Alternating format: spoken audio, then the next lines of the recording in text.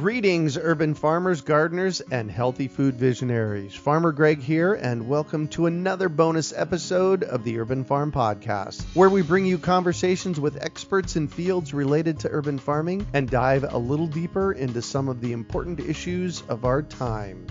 Growing plants that thrive in our yard is a lot easier than you think.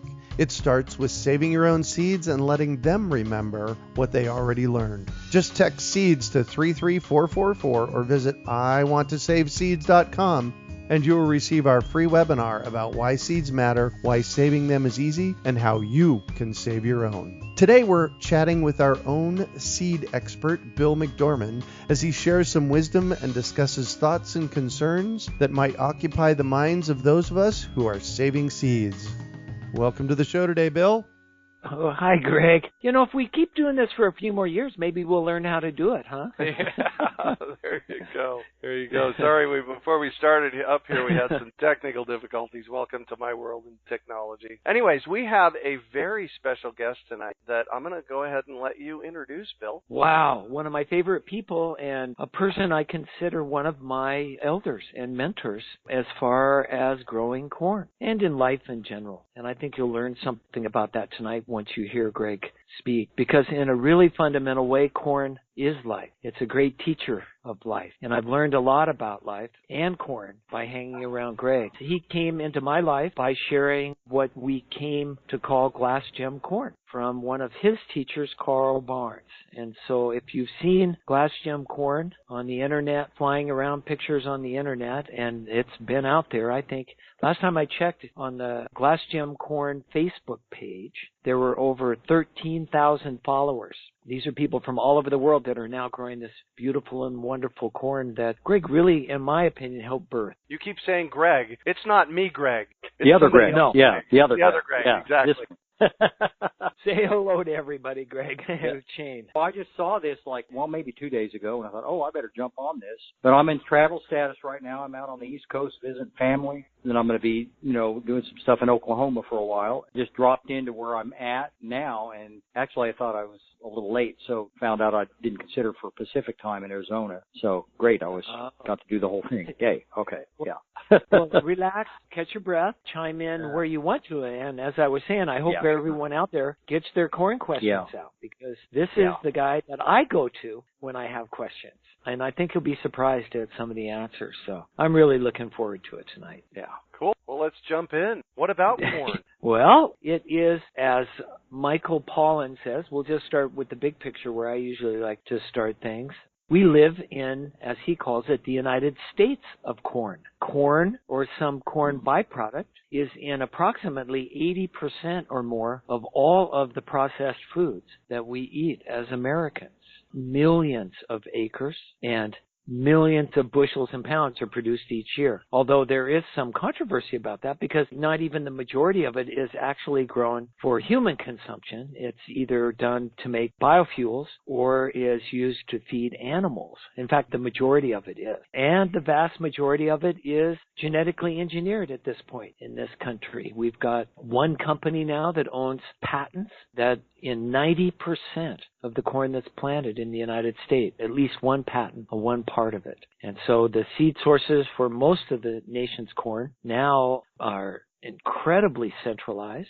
Actually, maybe come down to 3 companies own the vast majority of it. They are breeding new varieties for only industrial agriculture. This is a segue into me saying, wow, if you want your own variety of corn, something that grows best where you are, whether you're looking for sweet corn, which are the kinds you just peel the husks off and roast right up and eat, or to make a flour or polenta or any of the other great dishes that come out of corn. If you're looking for your own variety, well, you'll probably have to start working on it yourself. And I'm hoping that tonight that's what this is about.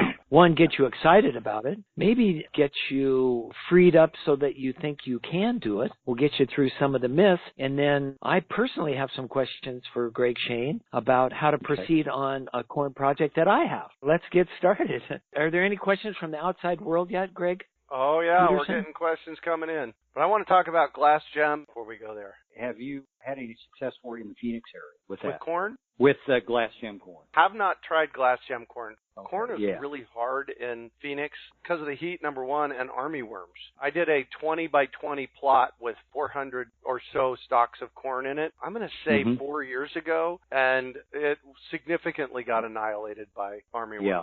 And that's a pretty good density. I always think a 20 by 30 will let you do 300. That's about the density that I would use, yeah. You have a Tohono O'odham white corn that is supposedly, I've never grown it, 60 days from planting to dry corn. Right. They grow it under those conditions. They plant with the beginning of the monsoons, and they do that floodwater farming. And they get it up and get it out of there, yeah. And that one may be adapted enough to the high temperatures. Probably during the monsoons itself, you get those cool afternoons, and it can go ahead and pollinate and set the seed. Right. And that's the problem when it's hot. It won't want to set seed when it's tasseling silks and pollen going to the silks, and it's consistently hot like that. Yeah. It won't make, Well, that makes sense. And Greg, were you growing sweet corn? Yes. Armyworms are more likely to damage sweet corn than they are the kind of corn that Greg's talking about, and even less of flint corn like glass gem. Okay, yeah. So let's talk, while I have both of you here, let's talk about glass gem for a little while. What is it? How did it come to be? How did it come to crash a website because of traffic, everybody wanting to know about it? Tell me the story, because it's a fascinating story as far as I can tell. It's a combination of some flint corn of the Osage people. If you start getting into corn, then you start getting into who are the people that basically stewarded those varieties that originated from the deep history of corn. And so you start getting into corn, and all of a sudden you're like in with all this native history. And so the Osage people were Plains and upper Missouri and that region. And then during the time where a lot of the native people were moved to Oklahoma, they have a sizable area that they live in northern Oklahoma, and they still have some of their old flint corns. And there's a gentleman out there that I got to meet at Carl's memorial after he passed away that introduced himself to me, and he was one of the people that gave Carl some of the original germplasm that went into what's now that rainbow corn or glass gem. And I believe that there is some Pawnee popcorn in there that Carl worked with. There might be this one called Cherokee long ear. That could be in the mix somewhere. And Carl worked with that. Then I discovered, when I met Carl in 1995, I got my first sample of it, and then I got some more samples of it over the next few years. I grew it. It was an interesting kind of a journey with this stuff because it did different things for me. And I got some other samples of it from him so that I could broaden its genetics a little bit just by having more. Then I ended up moving to New Mexico, and I grew it a couple of times out here, and then I was out in Arizona for a while, and then I was back in New Mexico, and I met a man by the name of Jose Lucero on the Santa Clara Pueblo, north of Santa Fe. He was interested in doing corn. He just sort of let me do whatever I wanted. And he had some fields, and we had irrigation water. And I was still exploring all the corn of northern New Mexico, so I had other stuff growing while I was growing this, what I called at that time, rainbow corn from Carl. What I had that probably interbred a little bit with it was the Pueblo popcorn. And what that did is that threw in sort of a whole layer, sort of additional blood and strength that made that corn what it is now. I grew it for 3 years there with other corns around, and in the fourth year, I took the very best of what I had and just planted just that. That was in 2008. It was evolving kind of right before my eyes. I was kind of like just no formal plant breeding. It was mostly very light selection, kind of shepherding it in different directions, but I tried to keep it as broad as I could. So in 2008, then I ended up moving from Santa Fe to a location much further south, so I didn't grow anymore at Jose's place. And in 2009, I just took a lot of my stuff from that last crop and brought it to Bill McDorman because I had met him before out in Cornville and said, hey, you might like to play around with this. It's really interesting. I gave him a bunch of photographs, and because I'd been doing a lot of photography of it, and I said, you might want to use this for your educational stuff that you're doing. That was it. I took off on another adventure, but every so often I would pop onto Bill's Seeds Trust website and take a look. He picked out one of the photographs. I had done a couple of slideshows, so I had captions under a bunch of pictures. And I would use these names. I had so many different variations of this stuff. So I put a lot of these names on there just for memory keys for myself. That one little one that crashed the web was a little bitty guy about 2 inches long and had all that sapphire and emerald color in it. And I just called that glass gem. It was like gems plural. And Bill said, whoa. And he put that on his website and left it on there for probably another 2 years. And then people got a hold of me and were saying, Greg, I saw your picture like on an Australian food magazine or something like that. And I went, what? So I got back on and started looking around, and yep, Bill McDorman and Bell are now co-directors of Native Seed Search, and I'm going, oh my God, whoa. And I had thought about giving that, some of that, as early as back in 2005. I thought about, hey, I ought to give some, because I was trying a bunch of their stuff, Native Seed Search. I thought I ought to send some of that to them. Then I thought, oh, they're pretty academic and they're pretty tight, and this is kind of a weird novelty thing. But up to that point, to getting to that point where I'd grown it out and then I gave it to Bill McDorman, this corn sort of really did take me on a journey. And my contact with Carl Barnes when I was still living in Oklahoma and then afterward when I was in New Mexico that continued, this corn literally took me on a kind of a mystical journey. And Carl had told me, he said, when people start getting into these corns, because he had other varieties, and he would get people started in the corn and they would start having these epiphanies and awakenings and experiences and things happen to them. And then kind of after the fact, I began to go, oh my God, this is what he was talking about.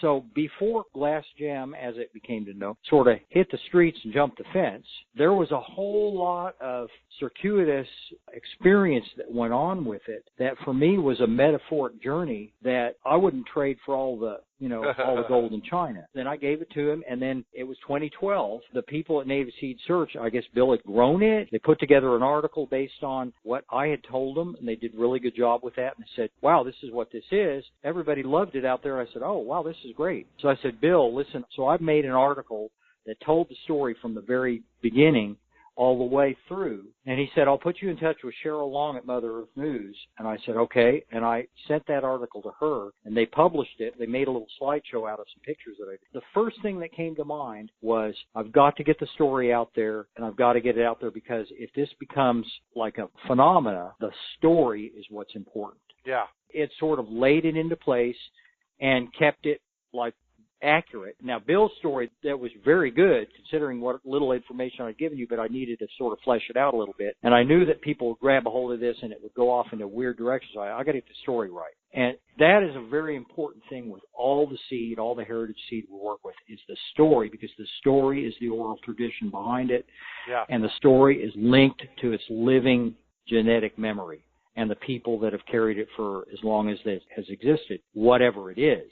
I had a friend in in Albuquerque. He has a nonprofit that he works with some other countries, and he called me up and said, Greg, I have seen on eBay that this corn is going for $5 a seed. And I said, Larry, I'm not going to go there. I said, I'm not going to go there. The most important thing right now at this moment is the story. And then to know that the vector, because I had been giving this out to people all over the place before I gave it to Bill, just to see if people would catch on to it. Yeah. Here and there, gatherings and whatnot. So I thought, okay, this is the time for it. The vector that is facilitating this is a nonprofit that I believe in their mission, and that was Native Seed Search. And I thought, good, run with it. And they ran with it, okay? And that's how it physically got out. And when we posted it, when Stephen Thomas, who was working for us then, posted it on a blog, that's when the Discovery Channel's website went down. They picked it up. Oh, okay. You know, there were like 1 million views or something within a few days. There was a period in there when it flashed across the internet. It really became the poster child because it was so beautiful. Way beyond.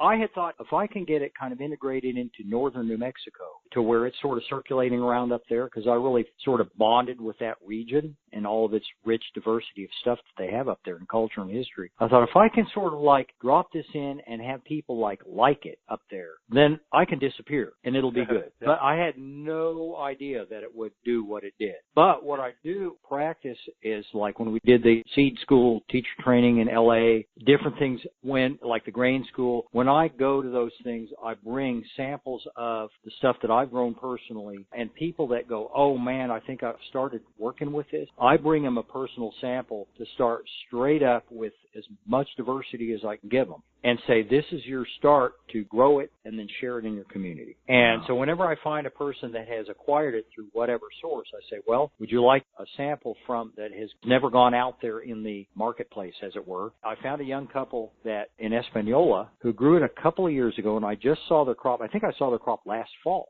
And they did this really good job until I went over to their place. They're up in Colorado now. And they said, yeah, here it is. I was like, my jaw dropped. It had taken another leap. And I said, your stuff that you're culling out looks as good as the stuff that I save for seed. I said, save it all. That is really, really good. And then when Ron Boyd was growing it and another guy in Kansas that I met, we had like 21 different names in addition to Glass Gem, you know, from all those pictures. I listed them when I gave a talk. And we added 3 more. But what happened in 2012, let me just, one more thing. In 2012, around that time, maybe 2012, 2013, I just jumped on. I said, I wonder what the chatter is on the Internet about this. You know, because I kind of like hold a low profile because I thought, God, I'm going to get overwhelmed. I went on and I happened to find a thread of conversation involving somebody and Dave Christensen, who did the Rainbow Painted Mountain corn. And they were talking back and forth, and it was like a thread of conversation that was archived, and I was looking at it. And they were talking about, like, speculating on how this stuff came into existence. And I'm going, okay. They were using all these technical plant breeding terms of like, yeah, he must have done this and done that, done this and done that. And he was saying it'll probably peak, and then it'll kind of just segregate out and just kind of go back to a bunch of sort of, you know, basic flint corns and whatnot, and, you know, that sort of burst of spectrum of color will be a short-lived phenomenon. Well, what I'm seeing is like a reverse entropy. I saw it the 4th year at Jose's place. I saw it at the guy in Kansas. I saw it at Ron Boyd's farm, and I saw it with this young couple in Espanola and on my farm. It continues to, like, come up with new color themes. And I'm going, whoa, this is, like, not supposed to happen. And I call it the chaos theory method of plant breeding. I just take the really good stuff and kind of keep as broad of a range of the really good stuff as I can, so that there's all that library in there. And I just throw it in there and I just say, go for it, dance. And there's some kind of an intelligence going on. I think of it myself as just a witness of its coming into being, you know. I just watched it happen. Yeah. And then it wanted to go out there. And I go, okay. So I want to jump in here. That's the stuff, yeah. Cool. Yeah. I want to jump in here real quick. For those of you that aren't familiar with glass gem corn, Google glass gem corn and look at some of the pictures. It's every color in the rainbow, is it not? Yeah. Okay. Wow. Yeah. Greg, talk to us about Carl. It was Carl Barnes. Okay. Can you tell us what he was a professor? What was your relationship with him? He was. And what did you really learn? Oh, yeah.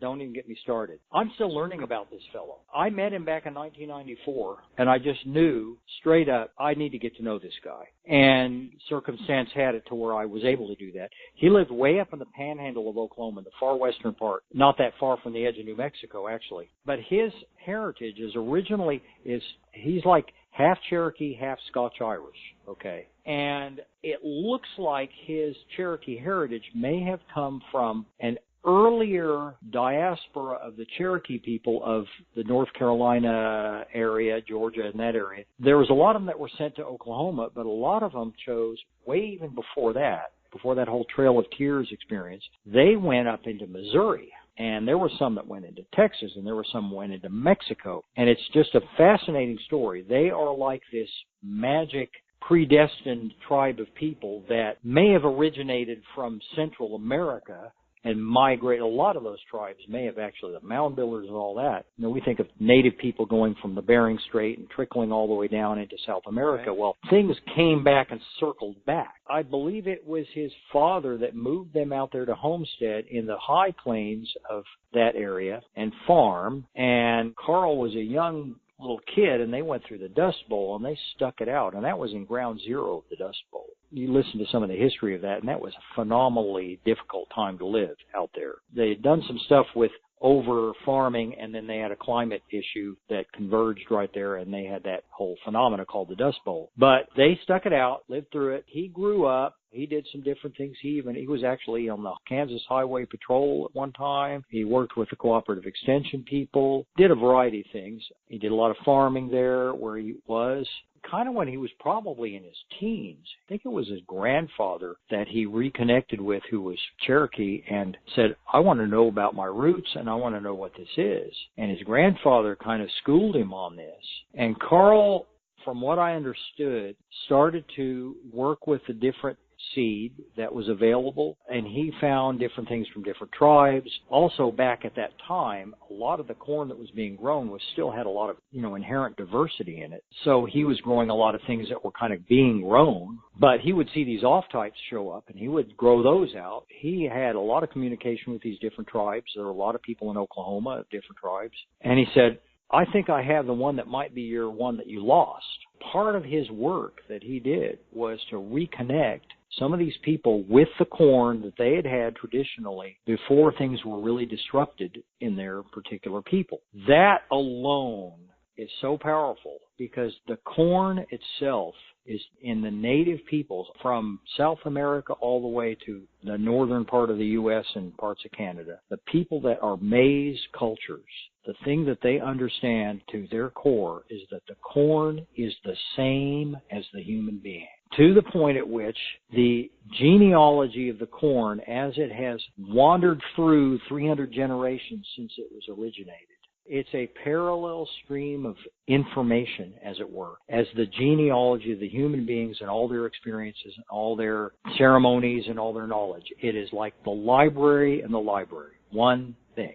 That part of it right there is the part of it that I can say that all the money ever made on selling all these seeds, plus all the gold in China, stack it up, and I could look at it and just go, I could just walk away having a sense about that particular truth about it blows away anything that the conventional Western mind and the marketplace could ever even get close to. I mean, I have like a great deal of gratitude for that privilege of having been able to witness this. Yeah. And the maize is kind of like maize or the corn, it's sort of like the flagship, but then you go into the Three Sisters, the corn, beans, and squash, and then I'm sort of getting a sense that you get into the sunflowers and the chili and the amaranth and the quinoa. These are the staffs of life that are one and the same. He has a lot of these one-liners that I just would remember, and I've got this huge list of these one-liners. He would have these sayings, and one of them he talked about, and he was kind of talking about the rainbow. Now, the rainbow corn, which became glass gem, was really kind of not really a primary thing that he was involved with. He was growing a bunch of other stuff, but he had this, and that's the one that kind of caught my attention. But there are others that he grew that were really principal ones that I'm now growing to this day, and they're still developing, and that's really neat. But one of the things he said was something that along the lines, he would say it at different times, he would kind of say it differently each time, but he said 144 colors, tones, and sounds, the promise of the rainbow in the sky, a new language of man. And it was like, something about that, just like, got to chase that one down. Nice. And that's what over that Gem time started to represent. And yeah, it did that. And that whole thing about that these seeds are connected, and what's happening to this day, the native peoples that are re-engaging their languages are doing this in tandem with re-engaging their traditional seeds. And I've met different ones, and I just got to meet with, like 3 days ago. It was a real fortuitous happening. I was visiting some people near Wichita, Kansas that are also part of this whole seed Native American stuff. And they are connected with the people up in the Onondaga, Mohawk, the Six Nations, Iroquois Confederacy. Those are the people that were in position to adopt Carl's collection. They have a whole mess of people that are working with all that seed right now. Right. And I got to meet them, and it was just a beautiful privilege.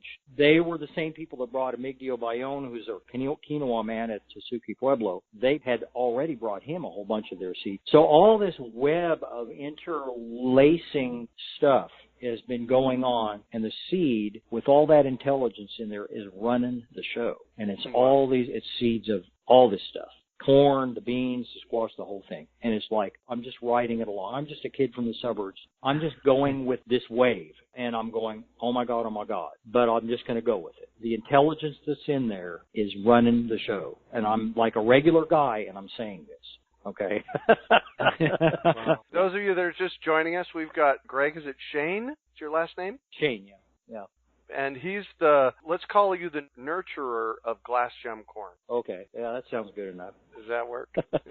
That's good enough. Perfect. Well, I've got some questions here if you want me to throw them out to you guys. Yeah. Okay. Yeah, you got some stuff on the docket. Okay. A couple of questions here. Kim from Tempe says, I planted 2 rows of corn in my 4x4 foot raised bed. When I harvested the ears, only about 25 to 50% of the kernels had developed. Is this an underwatering problem or lack of pollination problem? Yeah, go. It's a temperature problem. When I met Bill, and I was in Cottonwood, Arizona for about a year and a half, and I tried growing this glass gem corn at a place there. And it was a really otherwise good location. It was in the hundreds, not as hot as Phoenix, but it was pretty hot. And I had a very, very poor results with it. The temperature for any corn, when you're in the tasseling and silking and the pollen is going, and especially in Phoenix area where the low temperatures don't drop down to that low, then you have a problem with physiologically, it just cannot finish the process of fertilization for each of the seeds. And they'll have these ears with only a few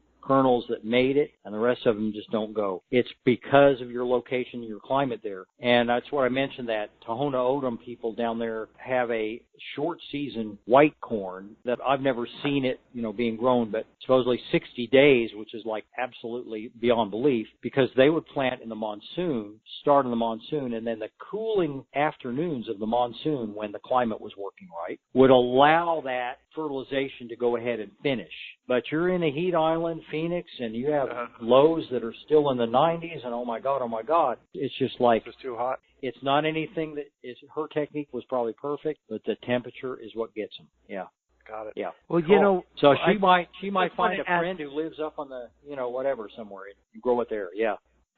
Well, and I just want to add, too, though, that sometimes home gardeners have trouble because they'll plant rows, maybe just 2 rows, and that's not really good for pollen dispersal anyway. So if you want to plant in circles or small squares so that the pollen from each male has a better chance of reaching all the plants, then that can help also. But we were able to grow glass gem in Tucson, and okay. We weren't quite in the heat island that they were in Phoenix, but try planting earlier would be my... Maybe in there, you've got that crazy long season there. You could try it. Yeah, they could try it. As long as the time that it's actually doing the pollination is during the pollination itself. I've heard the temperature of 94 degrees when the pollen is trying to do its thing is the limit, and maybe if it's cooler than that in the morning, it'll set. I don't exactly know when the 94 happens or whatever, but if you've got that earlier season and it does that, then it can get hotter when it's maturing and you might be okay.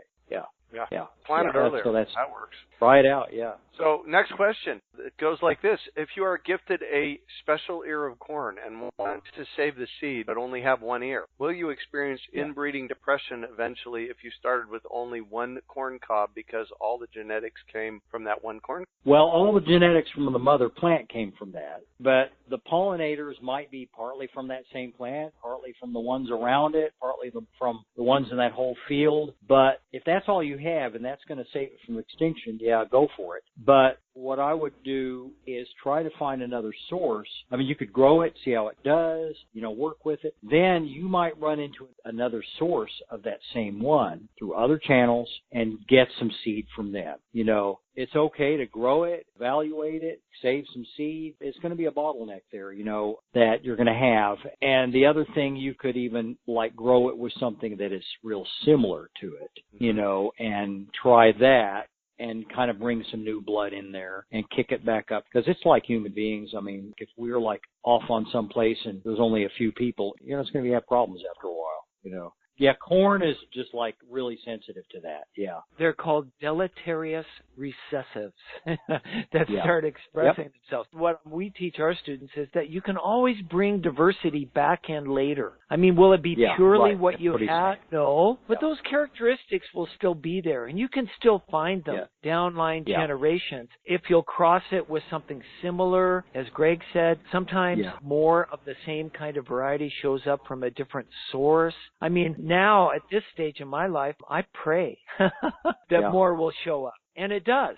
You know, I think that's what I'm learning about corn is that it's actually writing the script for these sorts of stories sometimes. And we're just the caretakers. But never throw it away. If you love it, if somebody gives you a prized ear of corn and you want to steward it, then plant it, as Greg said, and care for it. Yeah. And more likely than not, if you're persistent, like Carl was and like Greg, it'll find a way. Yeah, you can do that. You know, you'll probably find it again, you know, is what will happen. Yeah. Right. Especially if you've got a story behind it, you'll find it again. I got a couple of quick questions here that I'm going to answer at the same time. I got Susie and I got Betty. Betty wants to learn about saving seeds, and Susie says she wants to clean and harvest tomatoes and peppers. So for both of you, I want you to go to iwanttosaveseeds.com, and there is a free webinar there on how to do that. So if you go to iwanttosaveseeds.com, it's Bill and I on a webinar, so we'll get those questions answered for you over there. We've already answered them, so go for that. Let's see here. Kelly from Santa Cruz says, if you experience crossing your corn and some of the kernels on your cob are clearly the wrong variety, i.e. a different color, is it enough to just remove those kernels from the cob? Yes. If what you want is a certain color, Greg, isn't that right? Yeah, I mean, if you have blue kernels in your yellow corn, you can take the blue kernels out before you plant again. You could, like, steer it back. What happens where I see it, if people have planted their plot and then their neighbor had a bunch of sweet corn and it blew in there, and then when that actually shows up, you'll see these little raisins, I call them, the sweet corn kernels, intermingled with your stuff. You can kind of like steer it back. It might take a couple of years, but you can sort of get that kind of cleaned out of there. But that raises another question, is why? You know, Greg, several times tonight has talked about keeping diversity. So you might want to re-examine your own idea about keeping variety pure. Yeah. And maybe that's what's supposed to happen. Oh, yeah. I'm just thinking like sweet corn will get in there and kind of distort the form of the rows. It's so different. But, I think it's kind of neat to have other stuff, you know, get in there, and then you just sort of go with it. Yeah. Colors especially, No, I say let them dance. We're in that time now, I think, especially with the squash, because there's so many, like, people could come up with, like, a squash, and they'll save seed from one fruit. Not as bad as serious as corn, but you want to save the seed from a number of fruits if you can, and then plant about 25 squash plants if you're going to do a seed save. And there's a lot of people that have picked up this or that from their grandma or different things. There's just little bits and snatches of these different old squashes, and it's time to like get all the maximas and just throw them in the field and just let them dance. Get all the mochadas and throw them in there, and then let them just totally dance, and then start pulling stuff back out. And now they'll have talked to everybody else, but you could pull like, you know, a certain characteristic, you know, and focus on it, but you'll have this exposure to all the others, and you'll go, oh yeah, that'll kind of bring us into this next age we're going into. You know, let them dance, and then now let's create the new varieties out of that. You know, but because there's a lot of seed savers out there with just little bits and snatches of stuff that they got from a relative or a different thing, and there's like real limited amounts of something, and it's like they're going to have to get sort of a little new blood in there. Stuff like squash would be a kind of neat one to do that with, I think. This is where seed saving can help build community, right, around new varieties. And the idea of just mixing things up may not sound right to some of our listeners, you know, that are more scientific. They want to keep things straight. So let me do it in a limited way. You could do it a little more controlled, a little more focused. You got stuff that's really narrowed down. You got to like throw in a little new juice to it. Right. Yeah. My point, Greg, is this: is that I just read a quote by a really great seed saver, John Shirk, who works in grains, and he has been growing out individually and keeping very careful records of very straight rows and things pure for his whole career. And he just had an epiphany the other day. And he said, there's a real advantage to that scientifically for stewarding varieties and having material to cross and building lines for industrial agriculture. He said, however, I'm not sure that's the best method, especially for the challenges we're going to face with climate change, where the environment around us is starting to change so much. It may be that the varieties themselves have more intelligence for this, and therefore he is going to mixing more. Just like you said, let things dance.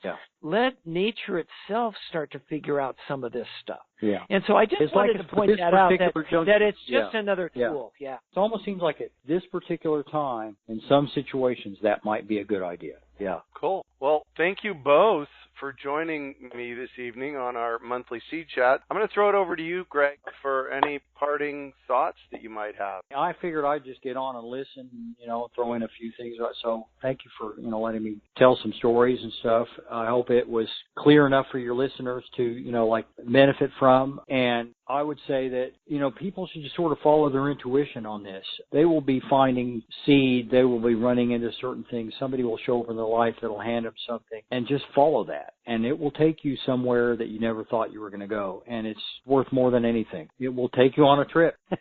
Just enjoy it, Yeah. And Greg, if anyone is interested in glass gem and stewarding it, taking it to the next level, as Greg Shane here has been talking about, Greg Shane has offered through our Seed Stewards program at the Rocky Mountain Seed Alliance to help. Leanne's got a bunch of it, Right. So if you'll sign up to be a seed steward at RockyMountainSeeds.org and choose glass gem as a variety that you want to steward, we'll put you in touch with Greg Shane, and he will help you through all your questions and iterations as you start this journey. I have my email and stuff on that. Leanne has right now about 50 little bags of about 350 seeds each, which is like a good start. I'd say at least 300 to start of some of my best stuff. About at least 300 will get you, that's like a 30 by 20 patch, will give you enough of the diversity to keep the library going. I've got those to Leanne at Rocky Mountain Seed Alliance to send out to the seed steward and that whole network of people that have signed up to be seed stewards, people in reasonably appropriate climates that want to do that. And my intent on that is for those people to grow it, and then they have a seed source for their community to establish it among people there. That becomes like free exchange. It's open source. I feel like we have a great opportunity with the seed to learn how to give and receive without the conditions behind it. It's there. It's a beautiful thing. Carl talked about pure relationships, and working with the seed is the thing that engenders those things. If there's more seed stewards that are signing up saying, hey, I want some of this, I'll just send her more because I got enough to send her more of it. And she can get it out there. And it has the instructions and all that in there. So perfect. Yeah. Any final thoughts, Bill? I've never in my life seen an opportunity like this. If you're really interested in growing things and learning about the power of seeds, don't pass this up. Greg has the best genetic material for glass gem. He's been the original steward, and he's offering to help us. So if you want to take, Mr. Toad's Wild Ride and change your life, do not underestimate the power that can come through this process. I'm speaking from experience. I'm still on that ride, and it's become one of the most valuable things in my life. I think if any of you have seen my Facebook posts from the last year, and we talk about it here on the program with Greg, all of this has just been so grounding and so informative for us. So thank you very much, Greg Shane. Thank you, Greg Peters, for letting me be here. And all right, we'll be back in a month, right? We'll be back in a month. Thank you both very much. And as I always like to say, farm out, and I'll catch you on the flip side. Growing plants that thrive in our yard is a lot easier than you think. It starts with saving your own seeds and letting them remember what they already learned. Just text SEEDS to 33444 or visit iwanttosaveseeds.com and you will receive our free webinar about why seeds matter, why saving them is easy, and how you can save your own. We hope you enjoyed today's episode of the Urban Farm Podcast. Remember to listen for tips, advice, and resources to help you on your journey with urban farming. You can find us on the web at urbanfarm.org or send us an email to podcast@urbanfarm.org. In the words of Vincent van Gogh, great things are done by a series of small things brought together.